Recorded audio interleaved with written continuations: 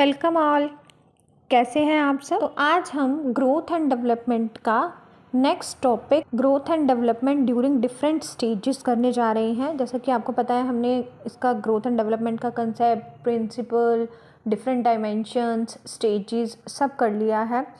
तो स्टेजेस में हमने देखा था कि प्री बर्थ या प्री नेटल स्टेज या पोस्ट नेटल स्टेज और एडोलसेंट वगैरह हमने करा है। तो हर स्टेज पे डिफरेंट टाइप का डेवलपमेंट हम करेंगे। डिफरेंट एस्पेक्ट्स हैं जो भी फिज़िकल, मोरल, मोटर, ये डेवलपमेंट के डिफरेंट एस्पेक्ट्स को हर स्टेज पे हम कवर करेंगे। तो सबसे पहले हम आज स्टार्ट कर रहे हैं फिज़िकल डेवलपमेंट।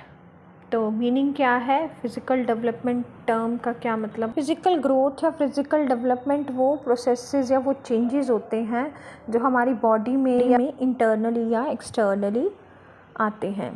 तो हम दो टाइप्स में बांट सकते हैं इनको। एक तो फिज़िकल स्ट्रक्चर या फिज़ीक में, जो मतलब बाहर से दिखने वाले हाइट, वेट वगैरह हैं, और एक दूसरा है इंटरनल ऑर्गन्स में चेंजेस। इंटरनल ऑर्गन्स में जैसे हमारा लीवर का साइज़ बढ़ता है, हार्ट का साइज़ बढ़ता है, या फिर हम यूँ कह सकते हैं डिफरेंट सिस्टम्स, जैसे सर्कुलेटरी सिस्टम। जैसे सर्कुलेटरी सिस्टम में हमारा आता है हार्ट, है ना। तो हार्ट कैसे इंक्रीज़ हो रहा है साइज़ उसका, या कैसे उसकी फंक्शनिंग इम्प्रूव हो रही है, पूरे सर्कुलेटरी सिस्टम की कैसे इंक्रीज़ हो रही है, इम्प्रूव हो रही है। तो ये फ़िज़िकल डेवलपमेंट में आता है। इसी तरीके से और सिस्टम्स हैं जो भी हमारे रेस्पिरेटरी सिस्टम में आता है। General pattern of physical growth in human beings.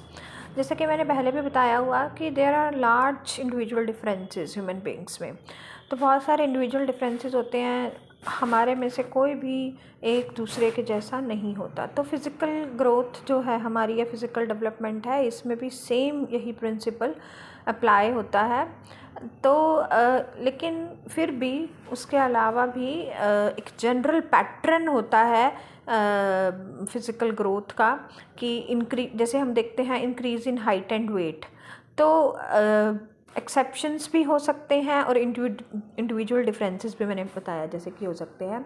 लेकिन उसके बावजूद भी एक एवरेज बेबी जब बर्थ होता है एक बेबी का, तो वो 19 से 20 इंचेस तक उसकी हाइट होती है, और जो उसका वेट होता है वो 7 to 8 पाउंड्स के करीब होता है।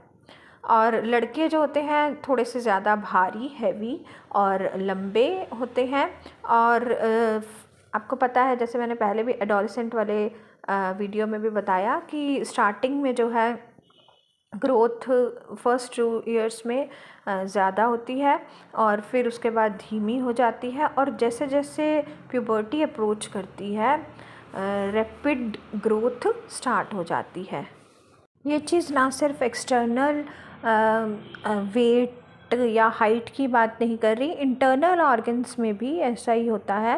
जैसे ब्रेन होता है, ब्रेन भी अपना जितना मैक्सिमम साइज़ गेन करना होता है वो ऑलमोस्ट 20 ईयर तक गेन कर लेता है। उसके बाद आता है चेंजेस इन बॉडी प्रोपोर्शन। जैसा कि आपको फिगर में दिखाई दे रहा है कि बर्थ टाइम पे सिर ज़्यादा बड़ा होता है as compare to other body, rest of body. उसके बाद किस तरीके से सेकेंड ईयर में आपको सिर छोटा दिखाई दे रहा होगा कंपैरेटिवली, और जैसे जैसे प्यूबर्टी को अप्रोच करता है बच्चा, लिम्स जो हैं वो बड़े होते जाते हैं, यानी हाथ पैर जो हैं लंबे होते जाते हैं। ये हमने एडोलसेंट में अच्छे से डिस्कस किया है, इसके लिए आप वो वीडियो देख लीजिए। एनाटॉमिकल ग्रोथ एंड डेवलपमेंट में आता है हमारी शरीर की बनावट से रिलेटेड। जैसे बोन्स का देखते हैं, छोटे बच्चों की बोन्स छोटी होती हैं, ये तो हमें पता है, लेकिन उनकी कॉम्पोजिशन, मतलब जिस चीज़ से बनी हुई है वो भी अलग होती है। जैसे उसके अंदर उन बोन्स में, बच्चों की बोन्स में वाटर जो है वो ज़्यादा होता है और मिनरल कम होता है। तो आपने देखा होगा कि वो ब्रेक होने के चांसेस उनके ज़्यादा रहते हैं, टूटने की जो है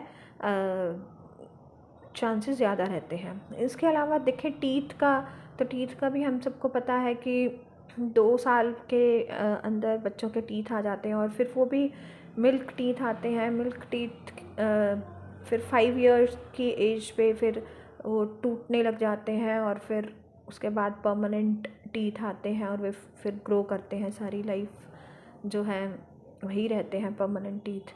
उसके बाद आता है हमारा fourth one, growth and development of internal organs. जैसे मैंने पहले भी बताया कि एक्सटर्नल और इंटरनल दोनों तरह से होती है फिजिकल ग्रोथ। ब्रेन का साइज़ मैंने डिस्कस किया, या फिर लीवर, लंग, इन सब का साइज़ भी बढ़ता है और कैपेसिटी भी बढ़ती है।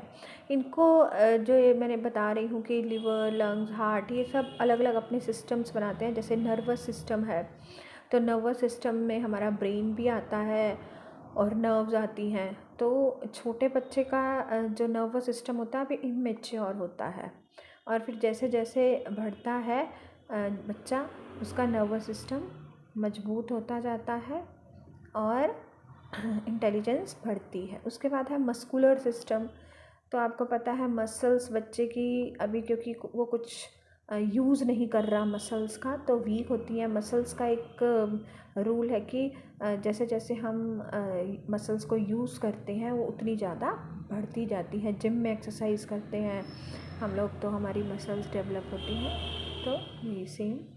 फिर है सर्कुलेटरी और रेस्पिरेटरी सिस्टम। इसमें लंग्स, हार्ट आते हैं। स्टार्टिंग में लंग्स और हार्ट बहुत छोटे होते हैं, इनकी कैपेसिटी भी बहुत कम होती है। जैसे जैसे बच्चा ग्रो करता है, यानी कि एडोलेसेंट तक जो है पूरी ग्रोथ इनकी हो जाती है। उसके बाद आता है डाइजेस्टिव सिस्टम। डाइजेस्टिव सिस्टम में आपको पता है स्टमक के अलावा और भी लिवर या फिर पेनक्रियाज वगैरह जो भी इंटरनल ऑर्गन्स हैं वो एसोसिएटेड होते हैं। आपको पता है छोटा बच्चा का डाइजेस्टिव सिस्टम इस बात से अंदाज़ा लगा सकते हैं कि सिर्फ मिल्क लेता है, मिल्क में भी मदर मिल्क, ब्रेस्ट फीड वो करता है। उसके बाद धीरे धीरे 6 महीने के बाद हम उसको सेमी सॉलिड शुरू करते हैं, और फिर धीरे धीरे जो जा कर के उसको हार्ड या जो थोड़ी मुश्किल होती है डाइजेस्ट करने में वो चीज़ें देते हैं, क्योंकि डाइजेस्टिव सिस्टम इतना ज़्यादा उनका डेवलप नहीं हुआ होता। फिर है उसके बाद लिम्फेटिक सिस्टम। लिम्फेटिक सिस्टम में आता है जो हमारा बॉडी से वेस्ट रिमूवल का या बैक्टीरिया को डिस्ट्रॉय करने का जो सिस्टम है। तो ये भी शुरू में आपको पता है बच्चों को जल्दी बीमारियां होती हैं, तो लिम्फेटिक सिस्टम भी अच्छे से डेवलप नहीं हुआ था। रिप्रोडक्टिव सिस्टम भी जो है हमने डिस्कस वाले वीडियो में बहुत डिटेल में इसको डिस्कस किया हुआ है कि किस तरीके से रिप्रोडक्टिव सिस्टम पूरा डेवलप होता है और क्या क्या चेंजेस आते हैं। इसके लिए आप वो वीडियो देख सकते हैं। ये तो था हमारा फिज़िकल डेवलपमेंट का मतलब जनरल पैटर्न क्या होता है देखने को मिलता है। उसके बाद आता है हमारा factors affecting physical development of human beings. तो ये सारे फैक्टर्स वही हैं, क्योंकि हमने लास्ट वीडियो में ये देखा था कि डिफरेंट फैक्टर्स कौन कौन सकते हैं जो ग्रोथ और डेवलपमेंट को अफेक्ट करें। तो वही सारे फैक्टर्स हम यहाँ पे डाल सकते हैं पेपर के टाइम पे, वही सारे लिख सकते हैं, क्योंकि वही है सारे कि किस तरीके से बर्थ से पहले एनवायरनमेंट मिलता है या बाद में मिलता है, शिक्षा कैसी है, न्यूट्रिशन कैसा मिलता है, सिंगल चाइल्ड है या मल्टीपल चाइल्ड है, या कैसा इमोशनल सोशल एडजस्टमेंट कैसा है, लिविंग कंडीशंस कैसी है। तो ये सब आप वहाँ से उस वीडियो से देख सकते हैं।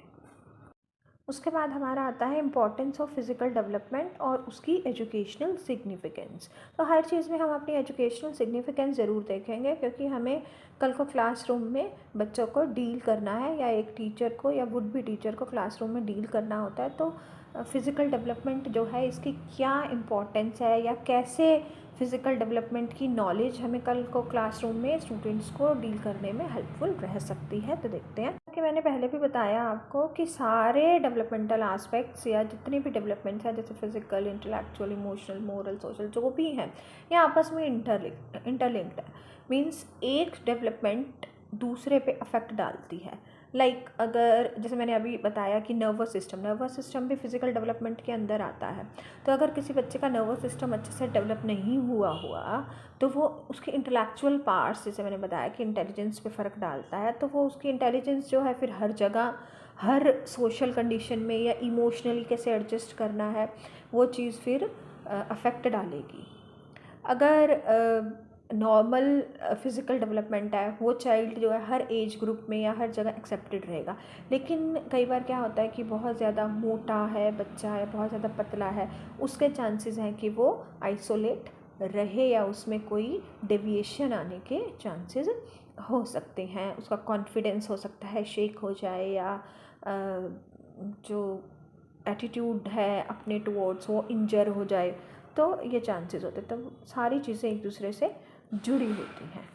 तो एक टीचर को इस चीज़ की नॉलेज होनी चाहिए कि अगर कोई फ़िज़िकल डेविएट है, मतलब कोई अगर फ़िज़िकल प्रॉब्लम है या डेवलपमेंट अच्छे से किसी बच्चे की नहीं हुई, तो उसको साइकोलॉजिकल या एडजस्टमेंट की प्रॉब्लम होने के चांसेस हो सकते हैं। जैसे हमें पता है कि कोई भी बच्चा कल का आने वाला नागरिक होता है, तो उनकी बेस्ट फ़िज़िकल हेल्थ या डेवलपमेंट कंट्री के प्रोग्रेस में हेल्पफुल होती है।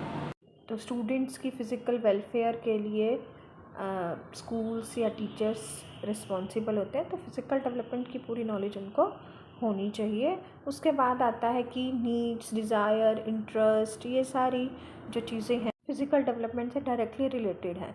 तो एक पर्टिकुलर एज लेवल पे क्या एक्सपेक्ट किया जा सकता है या किस टाइप का बिहेवियर बच्चा करेगा, ये हम ग्रोथ के पैटर्न से, मतलब फ़िज़िकल ग्रोथ और डेवलपमेंट के पैटर्न से अंदाज़ा लगा सकते हैं। और किस टाइम पे कैसा फ़िज़िकल डेवलपमेंट होता है, इस चीज़ का पैटर्न का हमें पता चलता है। तो हम पर्टिकुलर एज लेवल पे अपनी जो टेक्स्ट बुक्स हैं या करिकुलर एक्टिविटीज़ या मेथड्स, टेक्निक्स, या जो भी कुछ इवन सीटिंग अरेंजमेंट्स तक हमारा जो है वो, जैसे सिटिंग अरेंजमेंट में लगा लो, फर्नीचर तक भी, जैसे छोटे बच्चों का आपने देखा होगा वो अलग टाइप का फर्नीचर होता है, बड़े बच्चों के डेस्क अलग टाइप के होते हैं। तो जो भी लर्निंग एनवायरनमेंट जो भी कुछ है वो हमें फ़िज़िकल डेवलपमेंट की नॉलेज होनी चाहिए कि इस एज ग्रुप पे बच्चा इतना ये रिक्वायर करता है। तो मिलते हैं नेक्स्ट वीडियो में, तब तक के लिए कीप स्माइलिंग, कीप लर्निंग, और हाँ, चैनल को सब्सक्राइब, शेयर एंड लाइक कर लीजिए। Thank you.